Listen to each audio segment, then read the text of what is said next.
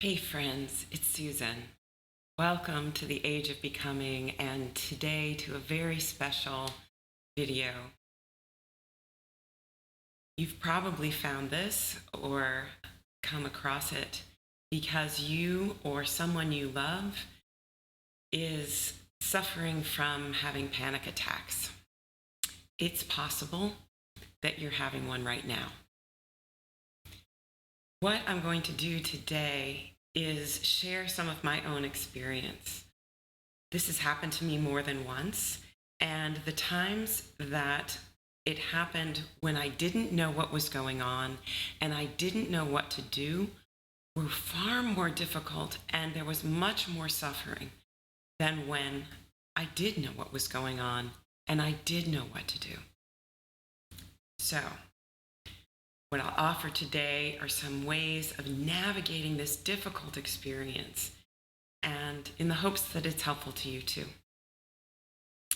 So, first, make sure you know that this is a panic attack and not a heart attack. The two experiences have some similar symptoms, but they are distinct. So, in the notes below, there is some helpful information about distinguishing between the two experiences. Make sure you know what you're dealing with. And if it's a heart attack, call 911 and get to your nearest emergency room. If it's a panic attack, here are some things that I hope are helpful to you.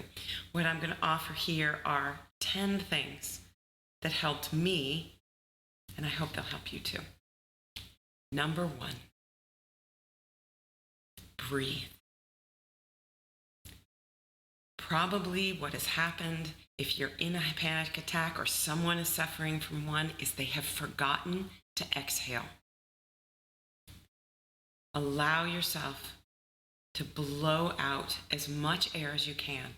If you're really in the thick of it, it may be very shallow and ragged, and it's okay. Just keep at it. Keep blowing out. Imagine that you're blowing out a birthday candle.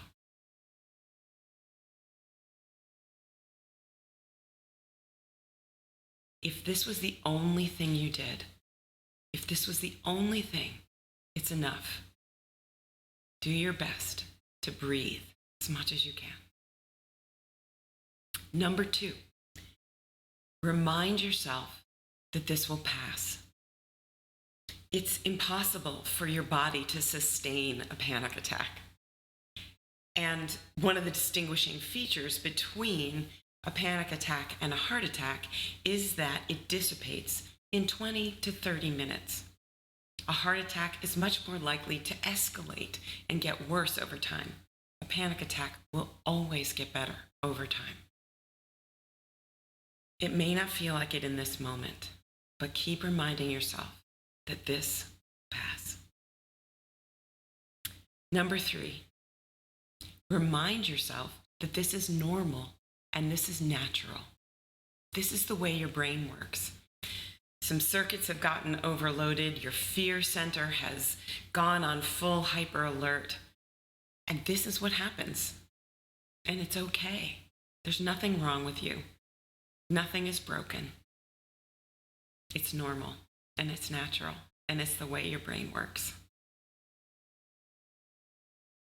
Number 4, feel your body. Use your hands to squeeze each other, to squeeze your arms, to connect with your legs, your whole torso. You can hug yourself. Feel your solidity. Feel yourself right here and now. Allow yourself to feel the support that's under you, whether you're seated or lying down or standing. Feel the earth underneath you and allow yourself to feel that presence and that support. Number 5, tell yourself, promise yourself to stay with yourself. Now, this may sound funny, right, to stay with yourself. But whether we are talking to ourselves or to someone we love who is suffering from a panic attack, do your best to keep turning toward whatever is happening rather than turning away. Allow yourself the reassurance that, as I said, this will pass and it's normal and natural, and I am not going anywhere. I will stay with you through this whole experience. This kind of reassurance allows ourselves to ride what's happening rather than to rush to try to change anything. Use whatever language works best for you too. Some people really resonate with talking to yourself like you would talk to a child. Other people, that doesn't work for them. Find language and words that feel reassuring to you. Number 6, use your senses. Ground yourself with your 5 senses. Look around your space. Look outside your window. See what's happening around you. Listen for sound. It might be the sound of your own breath. You can go back to number 1 and feel that sound coming into your ears, but it may be other sounds too in the space around you. Ground in the sensation of smell and just breathing in whatever you might be able to smell. Swallow and taste. And again, feeling the sensation on your skin. Your senses can be nowhere except for the present moment. Use your senses to ground you here and now. Number 7, squeeze and shake. So one of the things that happens during a panic attack is that we gather tension in the body. One of the ways to release this is to consciously take your hands, for example, squeeze your fists, your arms, your shoulders as tightly as you can, and then a little tighter than that, and then shake it out. You can do this with any body part. Do it with your face, yeah. You can do it with your feet, your belly, your legs. Squeeze and shake to release any tension that's been gathering in your body. Number 8, feel something cold. Drink some cold water. If it's cold outside, go outside into the cold air. Take a cold compress, maybe put it on your forehead or on your chest, your throat. This cold sensation will again ground you and help reduce the sensation of disconnection. Number 9, pet, hug, or hold. So the last time I had a panic attack, my cat was sleeping soundly beside me as my brain was melting. And it helped tremendously just to put my hand on her calm, sleeping body.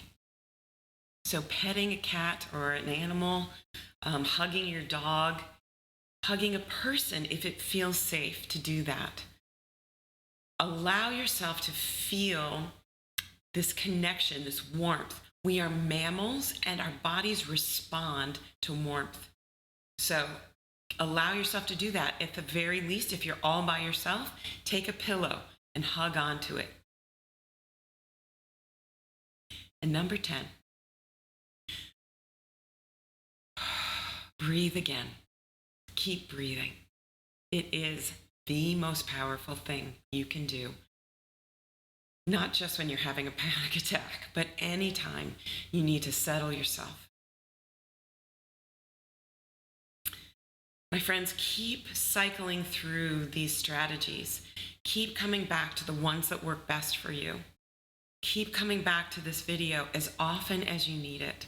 Share it with anyone who you think could benefit. Whether you have panic attacks regularly or you know someone who does, this is important information to share. There's some resources that I recommend. I will put a list of all of these strategies. One of the things that I used recently is a meditation by Joanne Damaco's Panic Attack Talk Down. I will put a link to that below. Feel free to add in the comments below other strategies or other resources that might be helpful to others who are navigating one of these terribly difficult situations. Yeah? I hope you never have a panic attack. I hope no one you care about ever has one. But if you do, knowing what's happening and knowing what can help can change the whole trajectory of the experience and reduce the suffering. Breathe deep, friends, and remember, this too will pass.